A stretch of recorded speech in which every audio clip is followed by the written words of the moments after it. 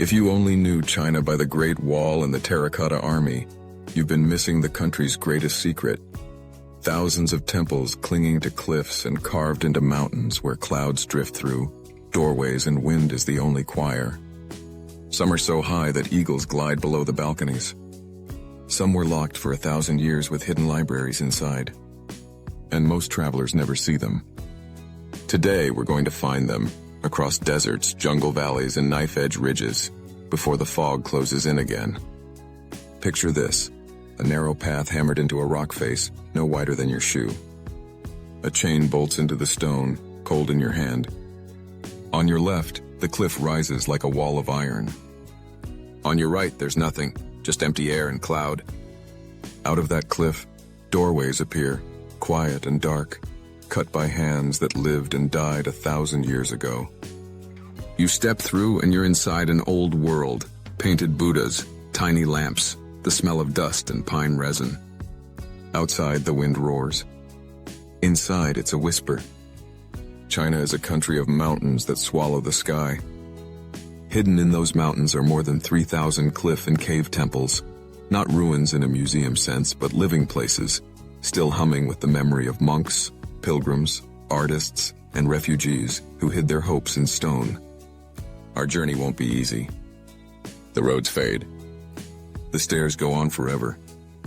But what you'll see up there, on the ledges where the clouds sleep, will change the way you think about faith, time, and human hands. Here's the path. West to Gansu, where desert eats the horizon. North to Shanxi, where wood hangs from stone. South to Sichuan, where the air turns to mist. East to Henan, where rivers carve their own cathedrals. And back through Shanxi, where the mountains test your courage. Along the way, we'll meet artists who painted with minerals ground from the earth, engineers who trusted beams jammed into cliffs, and monks who believed the shortest road to heaven was straight up. Finding these temples is hard. Reaching them is harder. Understanding them is the hardest of all. They were built in places people weren't meant to live. Ledges that crack under weight, sandstone crumbling toe powder, slopes that slide after rain. The stairs are carved straight into the mountain, shiny from centuries of feet. The roots twist through fog and forest, then vanish into nothing. You think you've lost the way, and then the rock opens like a hidden door. Why build up here? Safety, some say. The higher you go, the fewer soldiers will follow. Silence, say others.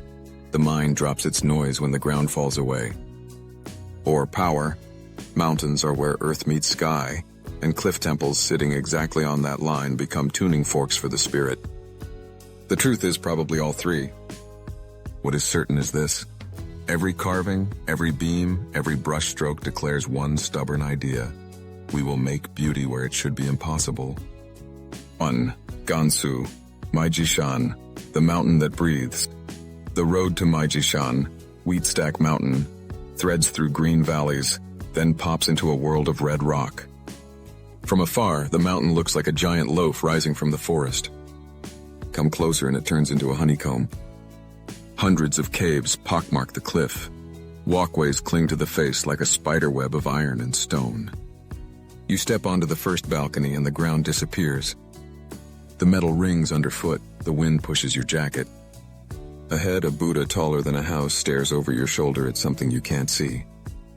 The paint on his lips has faded to the color of old rose petals.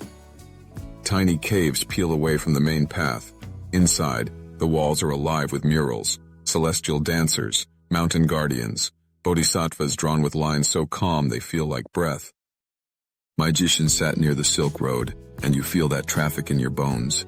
Indian-style halos, Central Asian robes, Chinese faces, faith moving faster than armies. The mountain doesn't just hold the art, the mountain is the art. Every step is a note in a song carved into sandstone. 2. Dunhuang, Mogo, the desert library, head further west and the green thins out. Sand starts to talk, whispering around your ankles. Then you see a cliff with rows of wooden facades, simple, neat, repeating like beats in a drumline. Behind each door, a cave painted like an exploding sunset. Gold, lapis, and red ochre tell stories of worlds stacked on worlds. Buddhas the size of buildings, flying apsaras, with scarves that float like music, kings kneeling to teachers, travelers bringing offerings. But there's one chamber here that rewrote history. A monk sealed a side room sometime around the 11th century.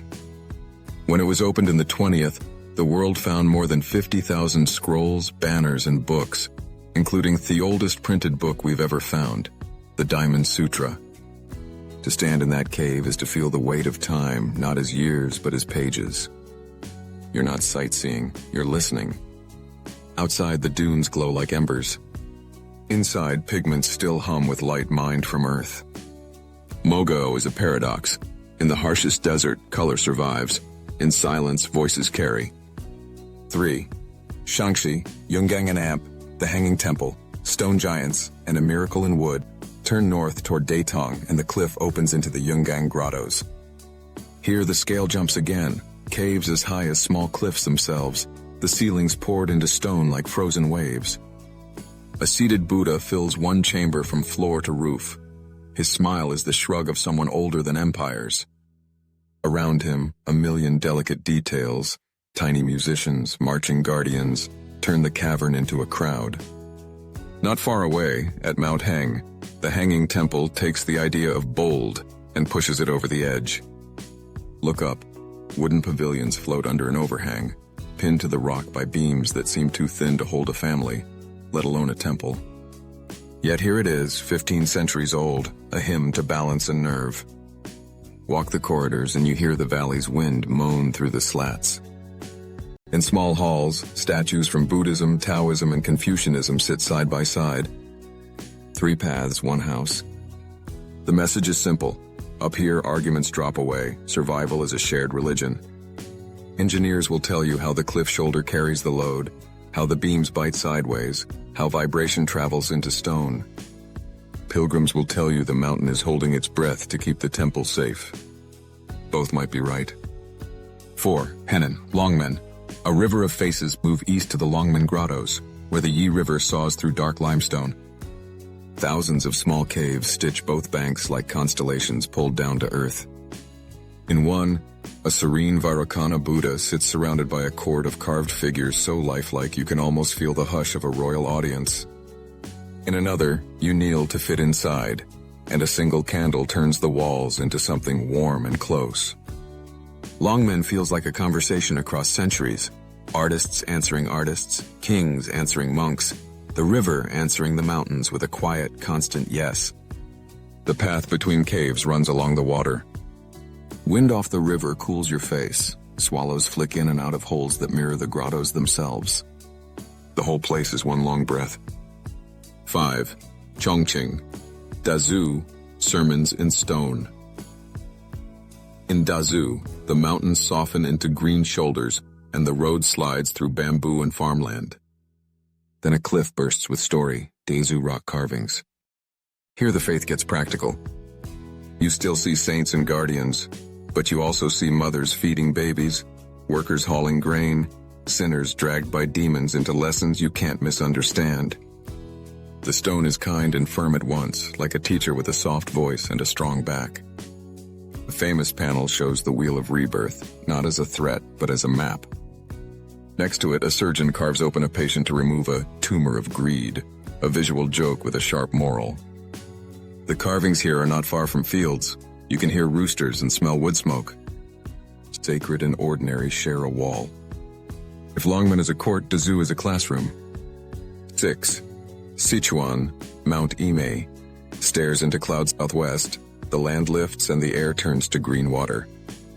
Mount Imei rises like a dock into the sky. The journey is stairs, endless stone wet with dew. Monkeys watch you like bored monks. Waterfalls spray you with cold needles. Temples appear at turns, their eaves beaded with moisture. Bells ring, fog eats the sound and returns it softer. At dawn you reach the golden summit. The world below becomes a sea of cloud. Peaks poke through like islands. The Huazhang Temple sits near the edge, lamps glowing, roofs slick with mist. Sun hits the fog and the famous Buddha's light sometimes forms around your shadow, a round rainbow that makes you feel like the mountain just winked. You don't speak because you might break the trick. Up here, belief is not an idea, it's an atmosphere. 7. Shaanxi, Mount Hua, the test, finally Mount Hua. Even the name feels sharp. The trail is wood planks bolted into cliff. The chains are cold and sticky with the touch of thousands who squeezed by before you. You shuffle sideways, cheek to rock, toes feeling for the next crack. Then a ledge widens and a tiny shrine sits as if it grew from the stone. You step inside and the whole mountain goes quiet. Higher up, the ridge narrows to a blade. A small Taoist temple clings to the peak like a bird's nest. The door creaks. The altar is plain. No gold, no crowds, just a strip of calligraphy and a bowl with sticks of incense bent like tired fingers. You hear your heart in the wind. That's it. The mountain takes everything else. 8. Hidden thread, why the cliffs? By now the pattern is clear. Desert or forest, river or ridge. The cliff temples answer the same problem with the same stubborn solution. Danger keeps out noise. Height slows down time. Stone remembers. On trade routes, they became way stations of the spirit. In wars, they became vaults that armies couldn't reach. In peace, they became schools where carving a single calm face was a daily prayer. Artists mixed pigment from ground rock, breathed dust for a lifetime, and painted worlds that would outlive them by 1,000 years. Builders trusted wood and gravity to share the load. Monks chose ledges not because they hated life, but because life is clearer where every step matters. 9. More names on the map. There are too many to fit in one journey. Bin County's cliff shrines cut into yellow earth. Kizil in Xinjiang with deep blue murals and Central Asian faces. Bezeklik, scars and survivors both. Tiantai Mountain in Zhejiang where poets wrote of clouds flowing like rivers. Small hermitages with no names on maps. Just a red ribbon tied to a pine and Abel that rings when the wind turns. Each one adds a note to the same chord. Aim high, carve deep, leave a light. Night on Mount Hua. The last hikers have disappeared. The planks are just shadows. The chains creak in the wind like masts on a black sea. Inside the peak temple, a single candle leans with the draft, holding a circle of gold against a wall of ink. The calligraphy scroll beside it says nothing you haven't heard before. Be still, go inward, let go. But up here the words stop being advice and become physics. You sit on the stone and feel the mountain's slow heartbeat, the same rhythm monks felt 1,000 years ago. And then it lands.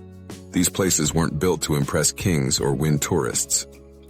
They were built to strip you down to breath, balance, and choice. To put you on the line, literally, until the mind's noise falls away. The miracle isn't that wood can hang from stone, or that paint can glow after 1,000 winters. The miracle is that people chose to do it, when staying low would have been easier. The miracle is the choice to reach. From Maijishan's breathing cliff to Mogao's hidden library, from Yungan's stone giants to the hanging temple's miracle in wood, from Longmen's river of faces to Dazu's village of lessons, from amaze stairs into cloud to Hua's edge of the world, China's cliff temples tell one story with many voices. Hard roads hold bright truths. They survive because mountains are patient and people were stubborn. They survive because art, once carved into stone, becomes part of the earth's memory. They survive because isolation, carefully chosen, can turn noise into meaning. Stand on any of those ledges and you'll understand why faith loved cliffs. Up there, the horizon is honest, and your next step is either careful or your last. Clarity by design. You don't need to be religious to feel it. You just need lungs and legs and the willingness to keep climbing when the stairs don't end. At the edge between rock and sky, the old questions sound new. What matters? What lasts? What are you willing to carry to the top, and what do you put down so you can keep going? The temples answer by existing. They say, make your life where it's difficult, and it will shine longer. Walk back down and the world sounds louder, but something in you stays at altitude. You can still taste the iron in the air, still hear a bell ringing in fog, still see a painted hand held in a gesture of peace. The city returns, the traffic returns, the day returns, but a ledge inside you remains, quiet and high, with a small doorway cut into it, and a lamp that doesn't go out. Subscribe to see the next hidden wonder.